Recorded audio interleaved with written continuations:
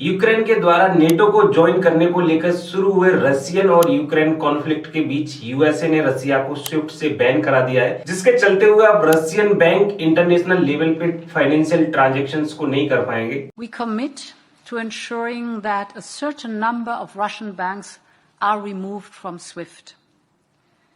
This will ensure that these banks are disconnected from the international financial system and harm their ability to operate globally. तो दोस्तों, ये Swift क्या है और कैसे फंक्शनिंग करता है, आइए समझते हैं आज की इस वीडियो में। नमस्कार दोस्तों, 1973 से पहले दुनिया भर के बैंक इस बात को लेकर कंसर्न थे कि इंटरनेशनल लेवल पे फाइनेंशियल ट्रांजैक्शन के लिए बैंक टू बैंक कैसे सेफ और सिक्योर कम्युनिकेशन किया जाए, जिससे कि वे अपने क्रॉस बॉर्डर पेमेंट को इनहांस कर पाए। तो दोस्तों, इसी के चलते हुए 1973 में ऑलमोस्ट 15 कंट्री के अप्रोक्सीमेट 200 प्लस बैंक ने एक cooperative utility the society for world wide inter bank financial telecommunication को एस्टेब्लिश किया, जिसको आज के टाइम हम इन शॉर्ट स्विफ्ट बोलने लग रहे हैं।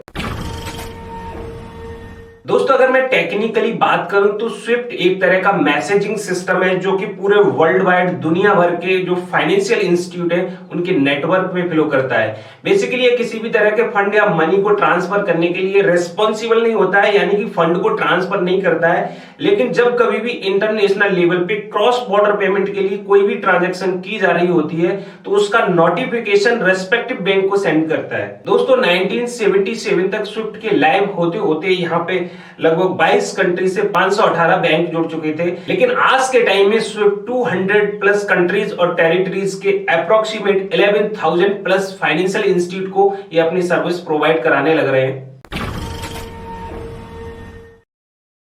दोस्तों, जब कभी हम क्रॉस बॉर्डर पेमेंट के लिए ट्रांजैक्शन करने लग रहे होते हैं तो एक्चुअली में फंड को ट्रांसफर करने के लिए हमें IBAN यानी कि इंटरनेशनल बैंक अकाउंट नंबर और BIC बैंक आइडेंटिफायर कोड की जरूरत होती है। लेकिन इस दौरान स्विफ्ट अपना रोल किस तरह से प्ले करता है, इसको हम एक रियल लाइफ एग्जांपल से समझते हैं। फॉर एग्जांपल, मान लीजिए कि आप इंडिया से यूएसए में रहने लग रहे हैं और आपके पास इंडियन और यूएसए बैंक में पर्सनल अकाउंट है। तो अब आप अपने यूएसए अकाउंट से इंडियन अकाउंट में $100 को सेंड करना चाहते हैं। तो दोस्तों, ये ट्रांजेक्शन तब परफॉर्म होगी जब इन दोनों बैंकों के बीच एक रिलेशनशिप स्टैब्लिश हो। यहाँ पे रिलेशनशिप का मतलब सिर्फ इतना है कि इंडियन बैंक का यूएसए बैंक के पास और यूएसए बैंक का इंडियन बैंक के पास कमर्शियल अकाउंट होगा। और जैसे ही आप $100 ट्रांसफर करेंगे तो स्विफ्ट के द्वारा इंडियन बैंक को एक मैसेज सेंड किया जाएगा कि आपके कमर्शियल अकाउंट में $100 ट्रांसफर किए जा रहे हैं, और बाद में इंडियन बैंक अपने कमर्शियल अकाउंट से $100 के इक्विवेलेंट मनी आपके पर्सनल अकाउंट में